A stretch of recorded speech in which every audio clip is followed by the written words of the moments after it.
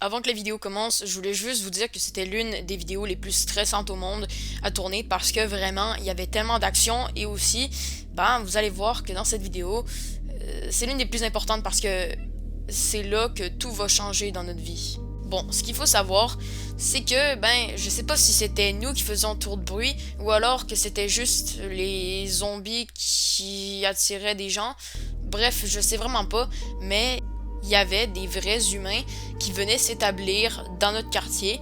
Et franchement, je trouvais ça assez bizarre. Maxime aussi d'ailleurs, parce que c'est pas le quartier le plus beau, d'autant plus que les maisons étaient assez petites. Bref, on comprenait pas vraiment ce qui se passait. Moi et Max, on a donc commencé une session de lavage.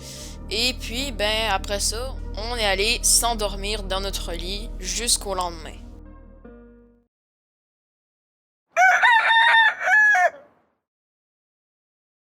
La vérité, c'est qu'on n'était pas encore le sixième jour. On s'était réveillé durant la nuit du cinquième jour, et puis Maxime s'était dit que de toute façon, le sixième jour arriverait et la clarté, bah, elle apparaîtrait d'une minute à l'autre, alors moi je le suis.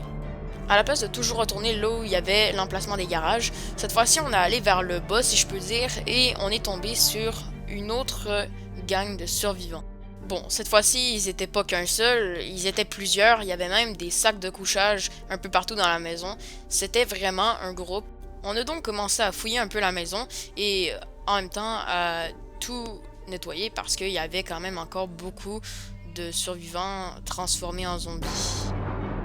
Après avoir fouillé la première maison de survivants, en fait, on a voulu fouiller les autres maisons et on s'est rendu compte que, il y avait tout un réseau de maisons de survivants qui n'avaient pas encore été fouillés.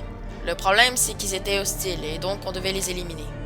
La vérité, c'est que, à part un groupe électrogène, des matelas et un petit peu de nourriture et de choses médicinales, on n'avait pas trouvé grand chose. Et donc, on a décidé de retourner chez nous.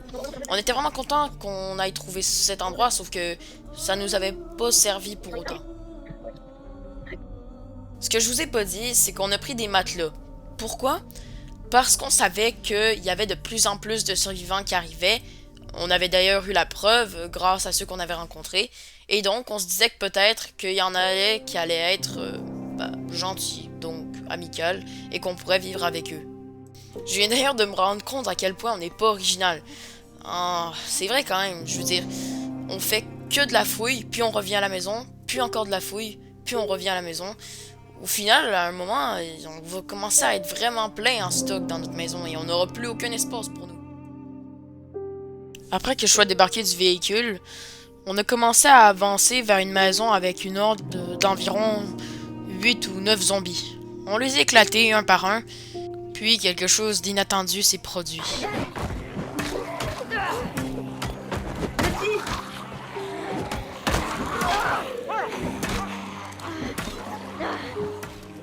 On ne savait pas du tout d'où ils venaient. Tout ce qu'on savait, c'est qu'ils nous avaient aidés, mettant leur vie en danger.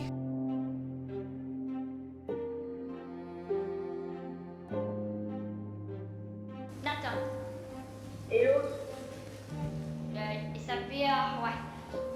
C'est vrai, il est muet, mais il s'appelle Olivier. C'est lors de ce sixième jour qu'on a trouvé, pour l'une des premières fois, des gens amicaux à qui parler. On a donc commencé à faire connaissance et on s'est tous les quatre rendu compte qu'on avait vécu dans le même quartier. Bon, avec Max, c'est pas pareil, vu que c'est mon frère, sauf que avec Nathan et Olivier, c'était différent parce que pour la première fois, on allait avoir des amis. Malheureusement, on n'a pas eu le temps de bavarder très longtemps parce qu'un deuxième événement majeur est arrivé à ce moment précis. On est juste de survivre avec, et ça y va. Et aussi, je sais pas... Vous devez vous en douter, mais lorsqu'on entend un tir comme ça, on se dit pas qu'il y a des survivants. On se dit seulement que c'est la fin pour nous, ou en tout cas qu'on est en danger. Parce que oui, votre pire ennemi dans le jeu, c'est soit le bruit, soit les zombies. On s'est donc dit que partir de là au plus vite, ce serait pas une mauvaise idée. Et puis en plus, il voulait nous accompagner, ce qui était parfait. On s'est donc mis en route vers la maison. Sauf que comme vous le savez, malheureusement, toutes les actions qu'on commet dans le jeu, eh ben, elles ont des conséquences.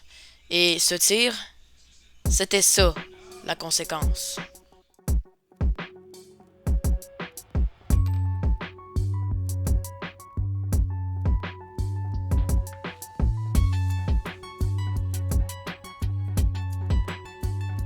Inutile de vous dire à quel point moi et Max on a eu peur à ce moment-là, alors vous imaginez Nathan et Olivier, deux personnes qui venaient de se rencontrer et qui avaient rien pour se défendre en fait.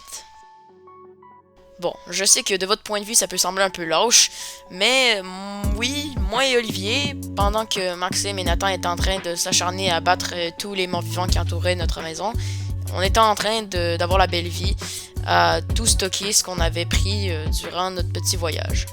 Malgré tout, il fallait quand même qu'on aille les aider, donc après avoir tout stocké, je me suis dit que il faudrait enfin que j'ouvre cette porte et que j'aille affronter tous ces morts-vivants qui rôdaient dehors.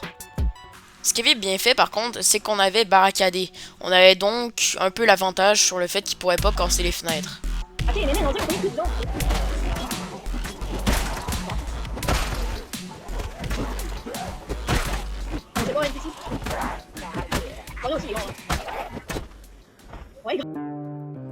Vu qu'on était déjà dans le combat et que ça arrivait pas souvent qu'il y ait des ordres aussi énormes, on s'était dit que pourquoi pas aller combattre les autres zombies qui étaient allés un petit peu plus vers les deux maisons des anciens barricadés. Bon, c'est sûr qu'il y en avait plus beaucoup parce que tout le monde était parti, mais pour ceux qui restaient et qui nous avaient vu arriver avec le troc, eh ben on avait voulu en finir.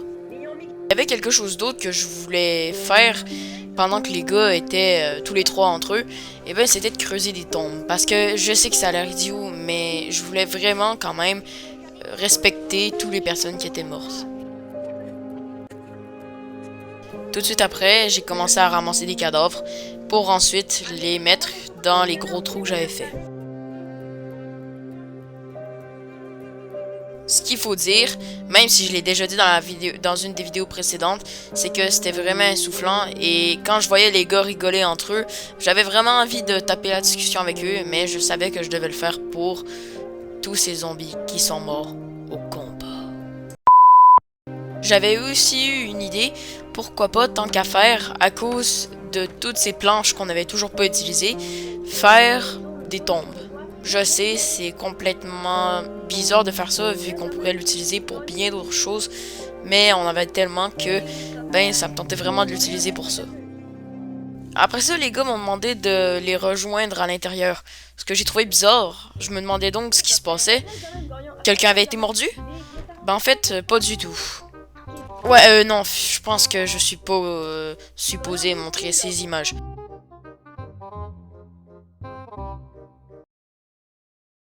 Bonjour à tous ceux qui vont écouter cette vidéo.